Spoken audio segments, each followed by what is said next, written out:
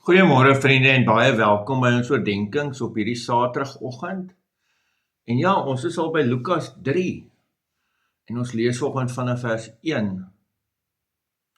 In die 15de regeringsjaar van keiser Tiberius was Pontius Pilatus prokurator van Judea, Herodes was tetrarg van Galilea en Filippus sy broer was tetrarg van Iturea en Trachonitis en Lysanias was tetrarg van Abilene. In die tyd toe Annas en Kajafas die hoëpriesters was, het daar in die woestyn 'n woord van God na Johannes seun van Sagaria gekom. Hierna het hy in die hele omgewing van die Jordaan rondbeweeg en 'n doop van bekering met die oog op vergifnis van sondes verkondig, net soos daar geskryf staan in die boekrol met die woorde van die profeet Jesaja. 'n Stem van iemand wat roep in die woestyn, maak die pad vir die Here gereed, maak sy paaie reguit. Elke kloof sal opgevul en elke berg en heuwel sal plat gemaak word. Maak die krom paaie reguit en die hobbelrige paaie gelyk. Dan sal alle mense sien hoe God verlossing bring. Vir die groot skare wat in groot getalle na Johannes gestroom het om deur hom gedoop te word, het hy gesê: Adders geslag, wie het julle wys gemaak dat julle aan die dreigende oordeel kan ontkom? Dra liewer vrugte wat by bekering pas. Moenie vir julleself sê, ons het Abraham as voorvader nie, want ek sê vir julle, God kan uit hierdie klippe kinders vir Abraham verwek. Die bye lê reeds teen die wortel van die bome. Elke boom wat nie goeie vrugte dra nie, word uitgekap en in die vuur gegooi. Die skare vra hom toe, wat moet ons dan doen? Hy het hulle geantwoord, wie 2 kledingstukke het, moet dit deel met iemand wat niks het nie, en wie kos het, moet dieselfde doen. Daar het ook tollenaars gekom om gedoop te word, en hulle het hom gevra, meester, wat moet ons doen? Hy het hulle geantwoord, moenie meer invorder as wat vir julle voorgeskryf is nie. Ook soldate het hom gevra, en ons, wat moet ons doen?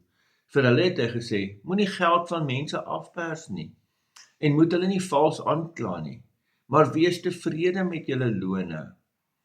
Omdat die volk allerhande verwagtings gehad het, het almal in hulle harte gewonder of Johannes nie dalk die Christus is nie. Johannes het hulle egter geantwoord, ek doop julle wel met water, maar daar kom iemand wat sterker as ek is, en ek is nie eers werd om die riempies van sy sandale los te maak nie. Hy sal julle met die Heilige Gees en met vuur doop. Hy het sy hooivurk in sy hand om sy dorsvloer deeglik skoon te maak en om die koring in sy skuur te versamel, maar die kaf sal hy met 'n onblusbare vuur verbrand. Johannes het die volk oor baie ander dinge vermaan en die goeie boodskap aan hulle verkondig. Hy het die tetrarg Herodes herhaaldelik tereggewys oor Herodias, sy broer se vrou, en oor al die booshede wat Herodes gepleeg het. Afgesien van al hierdie dade, het Herodes Johannes ook nog in die tronk laat opsluit.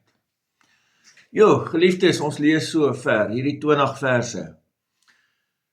Ongelooflik, Johannes kry 'n woord van God en hy begin te preek, en dan lees ons dat hy 'n doop verkondig wat met vergifnis te doen het.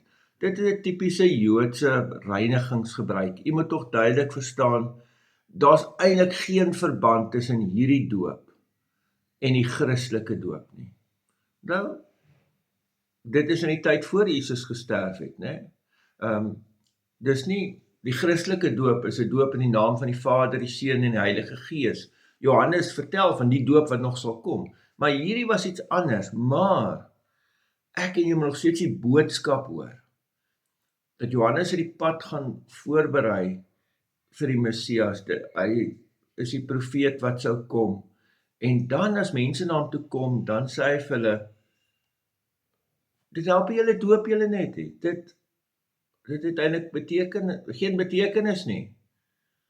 Dra vrugte wat pas by hierdie bekering. En ongelooflik dat die mense hom dan vra, maar wat moet ons doen? En dan verduidelik hy praktiese geregtigheid, praktiese regverdigheid oor hoe ons moet leef. Nee, as jy ekstra kledingstuk het, deel dit uit vir iemand. Jou kas hoef nie vol klere te wees nie. As jy genoeg kos het, gee vir iemand wat nie kos het nie. En vir die tollenaar sê hy, hou op om korrup te wees.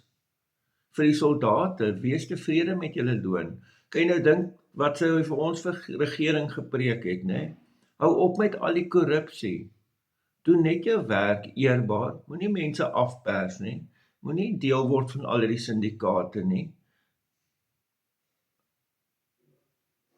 Wees tevrede met jou salaris, moenie skelm wees nie. Leef eerbaar en oop voor God.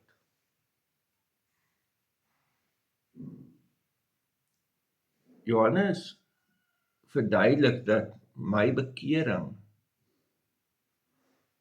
praktiese implikasies het vir hoe ek leef. Gaan dink bietjie daaroor. Waar in jou lewe is dit nodig dat jou gedrag verander? Want bekering verander my gedrag. So waar gaan my gedrag verander? Amen. Here almagtige God, baie dankie dat ons U naam mag aanroep. Dankie dat U ook vir Johannes gestuur het om voor die Messias uit te gaan. En ja, Here, gee dat ons dade by ons bekering sal pas. In die naam van ons Here Jesus Christus. Amen. Vriende, mag jy 'n baie mooi en 'n baie geseënde dag hê. Totsiens.